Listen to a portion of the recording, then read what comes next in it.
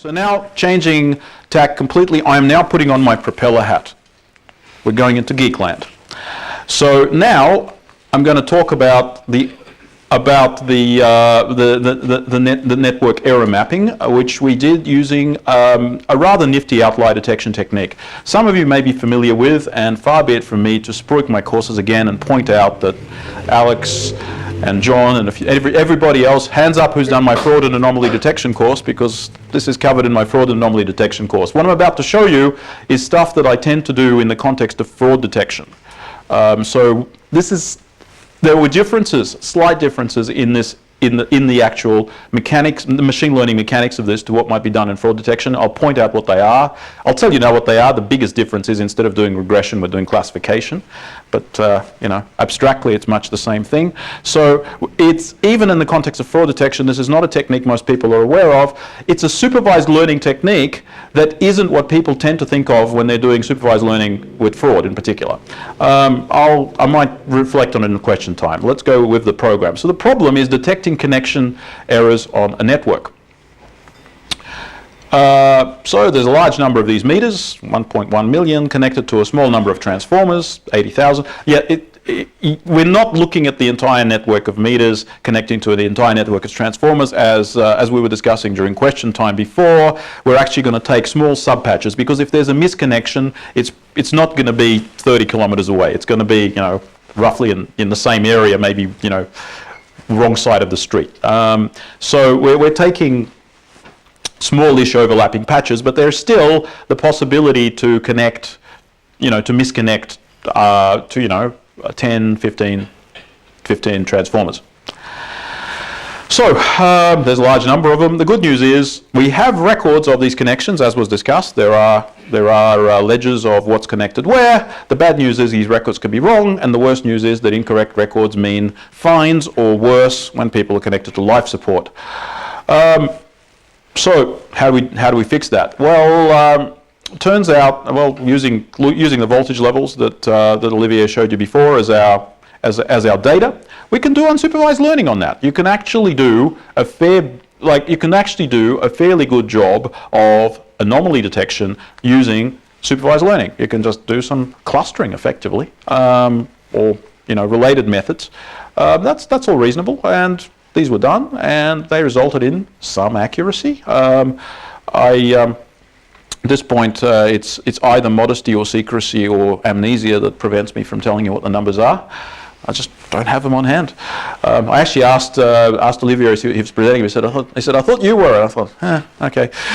He actually did give you some accuracy numbers before. So, but what we don't have is the accuracy numbers for the stuff these guys did before I came along. They did some cool stuff, and it turns out that we could. Well, the question is asked, well, could we do better? That's the question they were asking. I mean, that's why they got in touch with me. And my question was, well, you're using all this voltage data, that's great, but you've got this amazing source of information, that's one feature, which is the record of what's connected to what. You're trying to predict errors in what's being connected, but you're not using the record of what's being connected. How come? What is this? Now, I say I'm surprised by this, but my aside is, for those of you in the marketing space, I see marketing people do this all the time. Because what I see marketing people don't do outlier detection, right? So security and fraud analysis people, they do clustering to detect outliers, which is fair enough. Marketing people do clustering to figure out what the clumps are, what the clusters are, right? But most of the time they're doing it when they're trying to understand clusters relative to a behavior, you know, churn behavior or acquisition behavior or whatever. And I'm thinking, why aren't you doing a supervised model? Like, why don't you build a decision tree targeting that behavior? Then you can have leaf nodes as your clumps. Like, the counter argument is, yes, but look, my clusters really do have different degrees of whatever behavior I'm interested in. And my answer is, yes, but if you built a decision tree, that'd be even more better resolved. Why are you clustering? Why are you throwing away the most valuable field you have, which is the Y variable, the target? Well, same here. Why are we throwing away the connection records? Now, in this case, in this outlier detection context, these connection records, there's a kind of a reason to throw them away, which is they've got errors in them. That's what we're trying to work out. But that turns out to be a good thing. We can use that. We just need to do a little bit of machine learning with a twist. In fact, as when I describe it to you, I'm describing the basics. The devil of doing this really well is in the details, which you're not getting. But this is a very general method, which, as I said, applies to outlier detection, error detection, lots of things. So we use the labels, fine.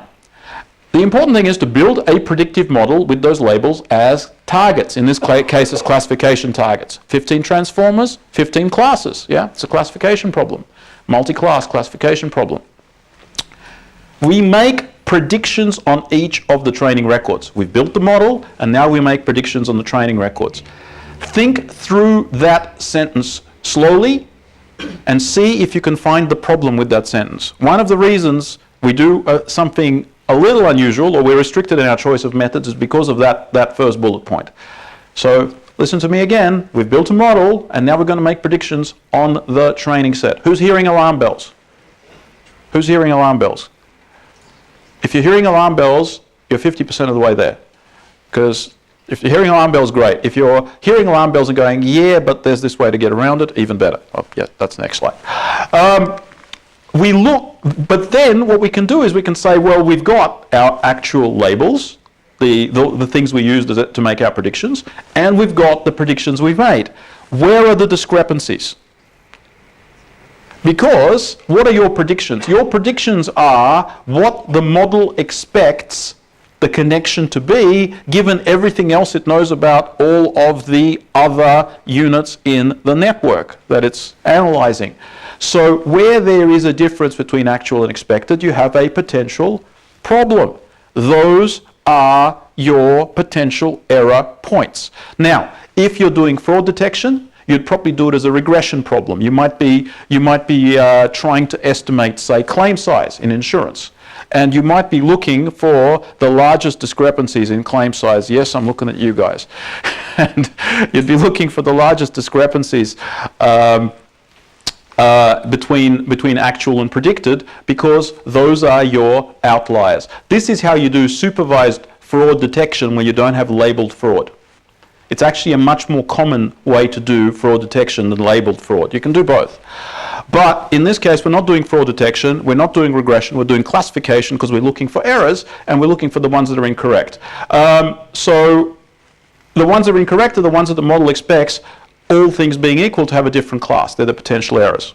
So it turns out that having a slightly erroneous set of Y values is a feature and not a bug. It's actually extremely useful.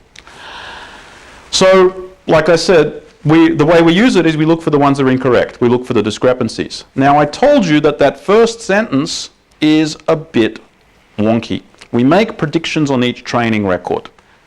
That should worry you. If you've done like machine learning 101, that should worry you. Because this is not a good thing to do, and especially not a good thing to do if you're using a really accurate non-parametric, non-linear method. So with a linear model, with a simple linear model without, additional feature engineering interaction terms, where you have a small number of fields and a large number of records, you can sometimes get away with this. If you have a relatively small number of records, and by the way, relatively small is still quite big given what's called the curse of dimensionality, and particularly if you're building rather complex non-linear methods, it's not a good idea. And incidentally, one of the reasons why deep learning is a really, really incorrect idea here, at least sort of the brand X vanilla deep learning that anybody might sort of start off by doing, that's one reason. A really accurate, non-linear, highly parametric model will overfit like crazy on its data point, on its training data. But we want to make predictions on our training data, so what to do? Well, deep learning ain't the answer. Certainly not the usual kind. I will tell you what you can do to make deep learning work, but it will be massive computational overkill. But random forests are built for this. Random forests are amazing. Random forests are highly accurate, really fast, relatively fast to other things, really easy to use. Easy to use two ways. One is you really don't need to tweak any parameters if you don't want to. Two is, well, you can, but sort of nowhere near as necessary as with other methods. Two is they have some absolutely magical qualities relating to overfitting. Two ways. One is you don't split your data into two, or you don't split your data into three. You don't do k-fold cross-validation. If you build one forest, there are reasons why. It's just fire and forget. It's almost like a Bayesian model.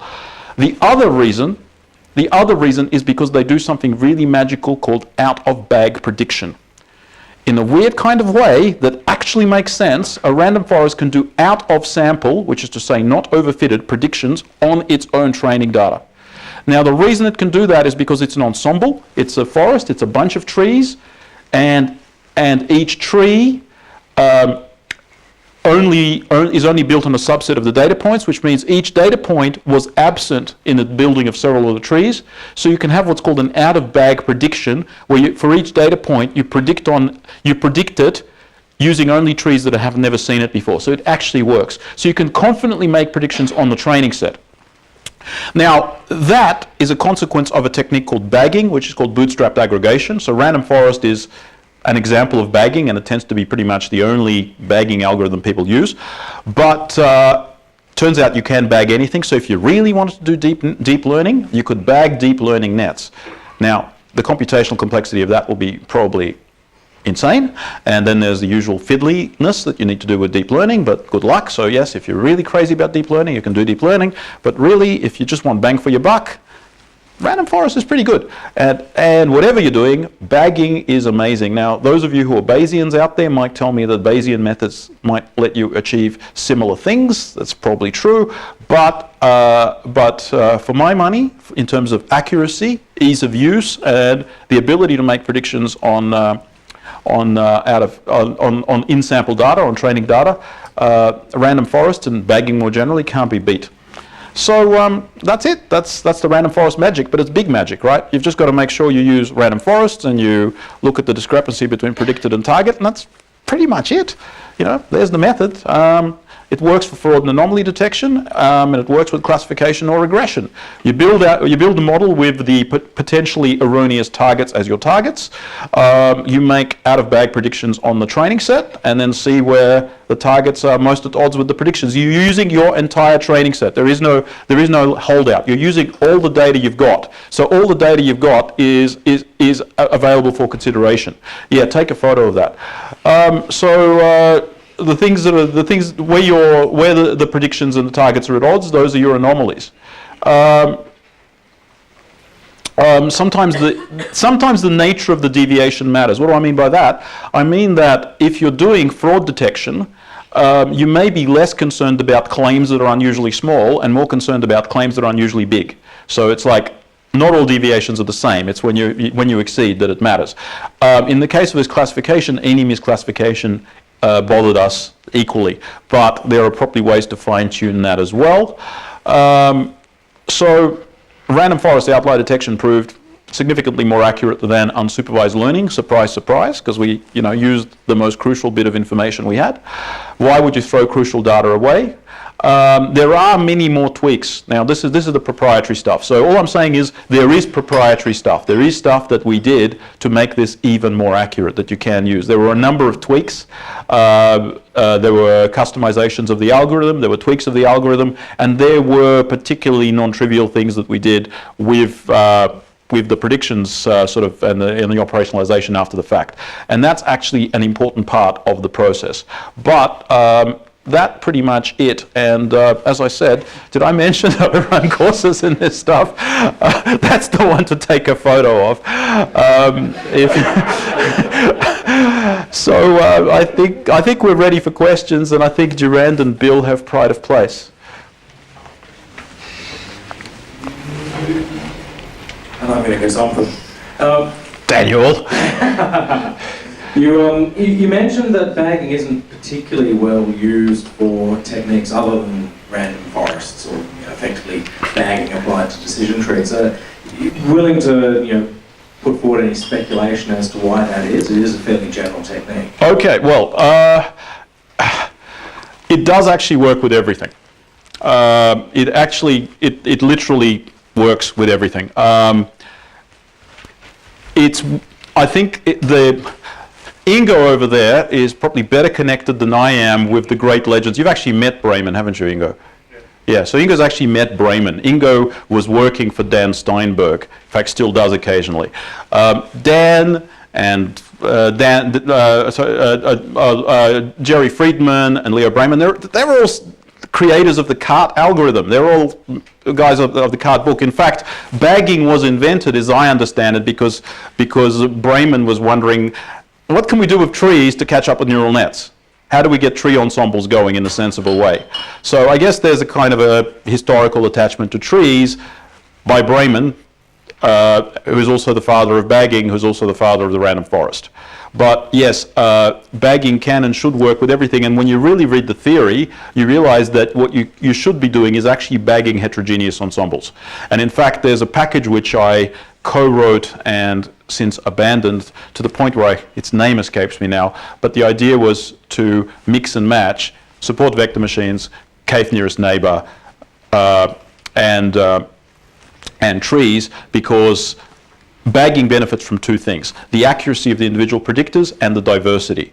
So heterogeneous bagging, I think, has a lot to recommend it. But for largely, I don't know, cultural, historical reasons, people know about random forests, and they probably don't even know that it's bagging. That's the other thing. They don't know they're doing an ensemble. Yeah, well, look, Bill. Sorry, is this related to the previous to Olivier's, or the practice one? Yeah, that's right. You guys had the practice question. I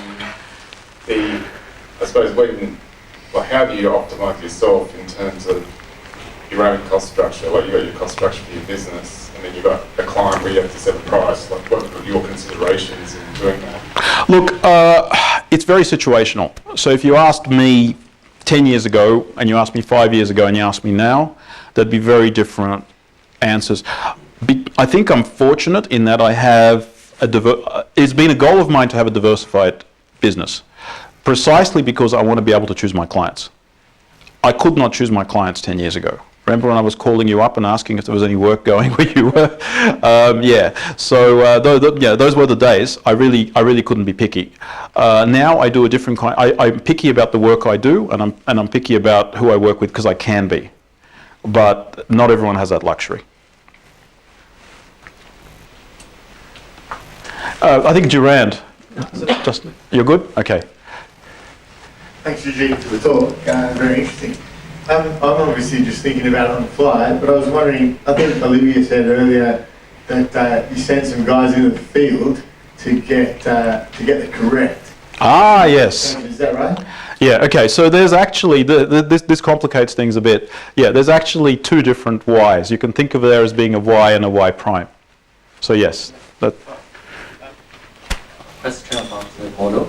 For fraud detection or dealing with imbalanced output classes. Yes. And if so, how do you optimize your random forest to get the best sensitivity outcome? Well,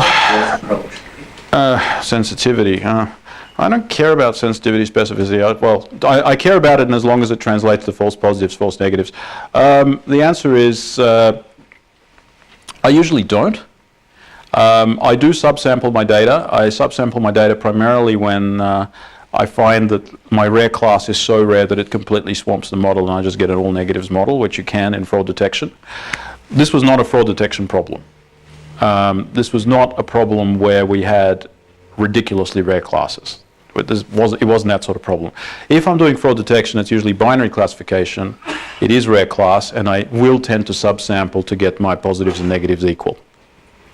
In fact, the other reason to subsample with a random forest when you're doing something like fraud detection is if you have millions of records, you will either kill your machine or sit there waiting for absolute ever on something where possibly with a tiny, tiny drop of accuracy you can get something that's 1,000 times as fast. And if you're doing regression with a random forest, subsampling can actually improve your accuracy.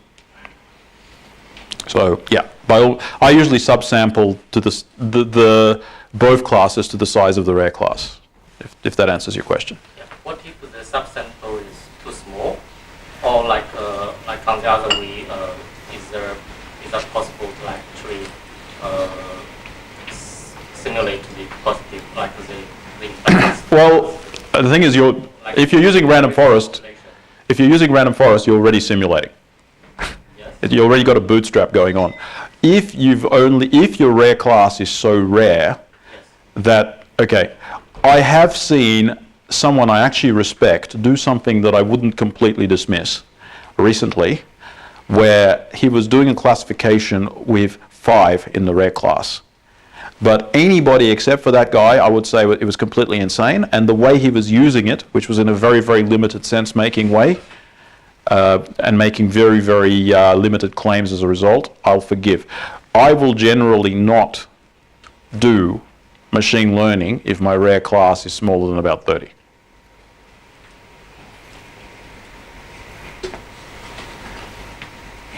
Okay. More questions over here. So I think my question is with both Eugene and Olivier. In this particular problem, why do we choose the bonded data to be the primary feature, or is there any other feature that we can look at?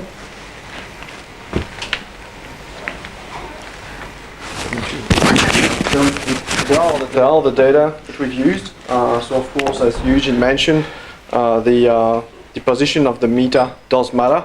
I mean, if you're in Melbourne, you're not going to be connected to a meter, say in Sydney. That wouldn't make any sense. So definitely the GIS position was used. There was also other type of features about fast outage and that sort of stuff. But really the main one, 95% of the work was done on voltage. And the reason is because it can be acquired quite easily thanks to the smart meters. And and that worked well enough. Please join me in thanking Eugene for this great job.